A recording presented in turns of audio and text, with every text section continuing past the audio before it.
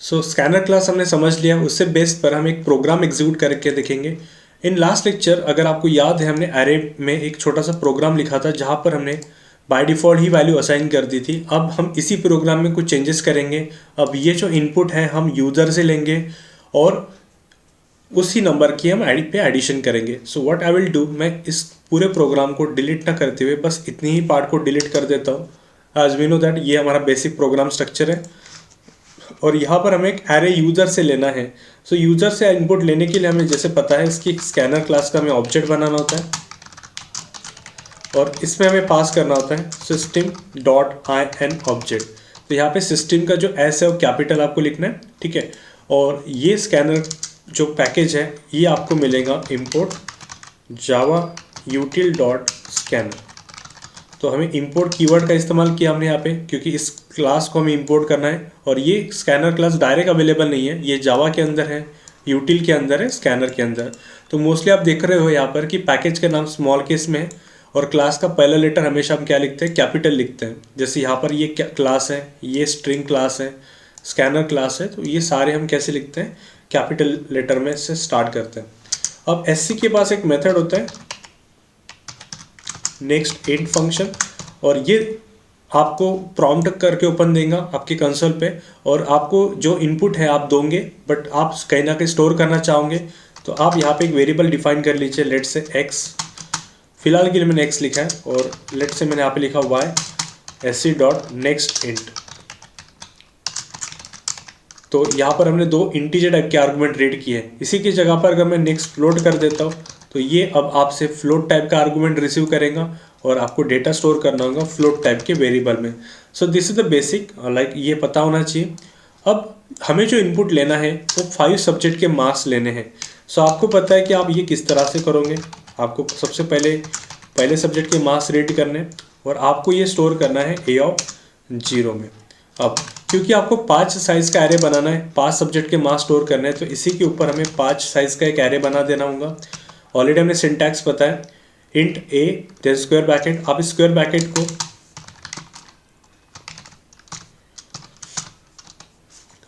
Bracket को यहाँ पर ना लिखते हुए आप यहाँ पर भी लिख सकते हो और आप इसी को आप यहाँ पर भी लिख सकते हो और आप इसको यहाँ पर भी लिख सकते हो, ठीक है। तो ये हमने ऑलरेडी बेसिक में देखा था, ठीक है। तो ये 5 साइज़ का हमने एरे बना दिया है और पहला एलिमेंट हमने स्टोर कर दिया है ए ऑफ 0 पे। उसी तरह से नेक्स्ट एलिमेंट हमने स्टोर कर दिया है ए ऑफ 1 पे, उसी तरह से ए ऑफ 2 पर, then a of 3, a of 4।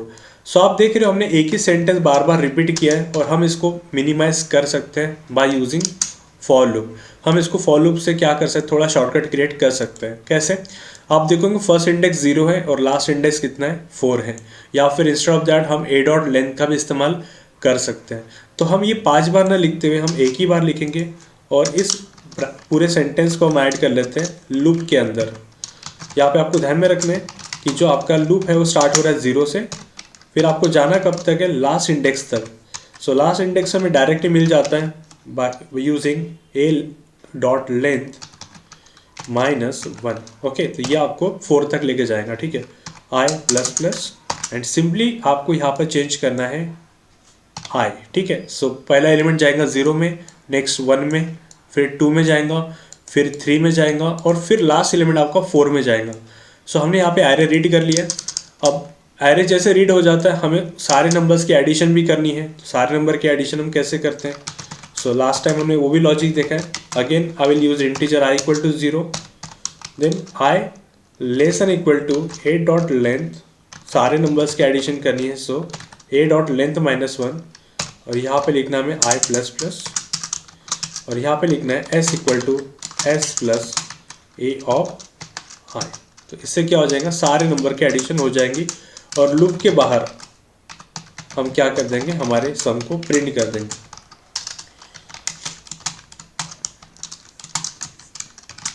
ठीक है। सो इस तरह से ये हमने सिंपल सा प्रोग्राम रीड किया। यहाँ पे सबसे इंपॉर्टेंट पार्ट क्या था, सबसे इंपॉर्टेंट पार्ट था स्कैनर क्लास का ऑब्जेक्ट कैसे बनाते हैं और किस तरह से हम एस डॉट नेक्स्ट इंट का इस्तेमाल करते हैं। इसके आगे भी हम इसका यूज़ करने वाले हैं, ठीक है। सो कंट्रोल एस करते हैं और इस प्रोग्राम को हम कंपाइल करके देखेंगे। So for that I will go to the command prompt और यहाँ पर हम लिखेंगे javac space array dot Java. यहाँ पे कुछ हमें एरर्स मिल रही है और इस एरर को हम निकालेंगे ज़रूर, ठीक है। सो एस को पहचाना नहीं गया है, एस इज़ नॉट डिक्लेयर्ड, तो आपको पता है कि इंट एस इक्वल टू आपको यहाँ पे 0 लिखना होगा, एस को डिफाइन करना होगा। तो अगेन कंपाइल किया, यहाँ पर कोई एरर नहीं है, स्क्रीन को क्लियर कर देते हैं और रन करते हैं प्रोग्राम को। जावा स्पेस क्लास का नाम देख लेते हैं क्या है। क्लास का नाम हमने लिखा है एरे, ठीक है। सो एरे लिखने के बाद एंटर दबा दीजिए। So if you notice here, यहाँ पे कोई आउटपुट आपको दिख नहीं रहा है, एक्चुअली स्क्रीन ब्लिंक हो रही है। Might be they want something from us, वो कुछ तो भी हमें एक्सपेक्ट कर रही है और वो इनपुट एक्सपेक्ट करी हम हमारे से। वो देखिए हमने डायरेक्ट यहाँ पे std.nextend लिखा है और इसके पहले हमने कोई भी एक मैसेज नहीं लिखा है कि यूज़र को क्या करना चाहिए।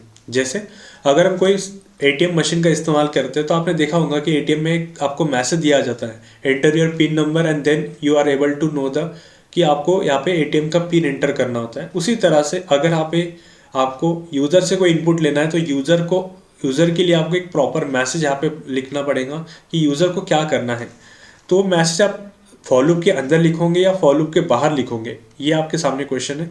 तो फॉर लूप के अंदर आप लिखोगे तो कंटिन्यूसली वो मैसेज 5 बार आपके सामने आएगा, enter 5 numbers, enter 5 numbers, enter 5 numbers. But आप मैसेज एक ही बार प्रिंट करना चाहते हो, सो आप इस लूप के ऊपर आप लिख दीजिए प्रॉपर मैसेज। क्या लिखोगे, एंटर एनी 5 मार्क्स या एंटर 5 मार्क्स सब्जेक्ट, जो भी है 5 सब्जेक्ट मार्क्स, ठीक है। सो ये मैसेज आएगा और उसके बाद आपका लूप चलेगा जो आपसे 5 नंबर्स के रिक्वेस्ट करेगा और उसी नंबर की एडिशन होंगी और यहाँ पे सम प्रिंट हो जाएंगे। सो प्रोग्राम को कंपाइल करते हैं।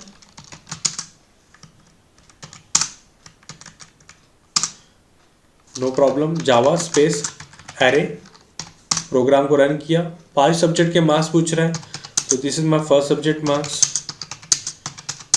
और जैसे ही मैं 5 सब्जेक्ट के मार्क्स यहाँ पे ऐड कर लेता हूँ तो ये देखिए सारे नंबर्स की यहाँ पे सम हो गई। उसी तरह से एक बार और रन करते हैं तो आप देखोगे आपके सामने कोई टोटल अभी दूसरी सम आ चुकी है। तो इस तरह से हम नेक्स्ट इन फंक्शन का इस्तेमाल करके क्या कर सकते हैं, अलग अलग नंबर की भी सम कर सकते हैं, ठीक है। तो हमने देखा कि स्कैनर क्लास को हमने कैसे यूज़ किया, कैसे डिक्लेयर किया। अगले वाले प्रोग्राम में हम करेंगे एरिया ऑफ सर्कल और वहाँ पर हम जो रेडियस है वो यूज़र से हम मांगेंगे ताकि हमारा स्कैनर क्लास थोड़ा सा प्रॉपरली दिमाग में आ जाएगा, ठीक है। Thank you.